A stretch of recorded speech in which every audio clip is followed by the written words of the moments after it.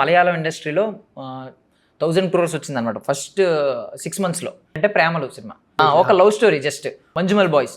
అదేంటి, జస్ట్ ఒక కొండలో లోతులో పడిపోయినోడిని గోతులో పడిపోయినోడిని బయటికి తీసే కథ అంతే. ఇలాంటి కథలకి 100 కోట్లు సంపాదిస్తున్నప్పుడు అంత ప్రాజెక్ట్ ముందుకు రావడానికి బలమైన కారణం ఏంటి? చిన్నవి ఆడ గట్టిగా ప్రేమలు, నేను అదే చెప్పాను కదా, ప్రేమలో మంజుమల్ బాయ్స్. ప్రొడ్యూసర్ ఎవరు? ఫాద్ ఫాజిల్. ఓకే, ఫాద్ ఫాజిల్. ఆయన లేకపోతే ప్రేమలో దోమలు అవుతుంది.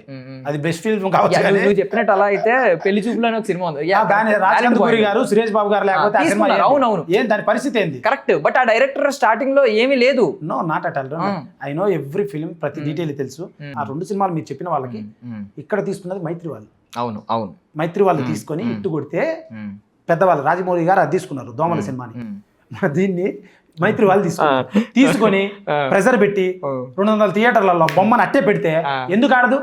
నా సినిమాని పెట్టాను 150 కోట్లు కలెక్ట్ చేయకపోతే ఇండస్ట్రీని వదిలేస్తాను నేను.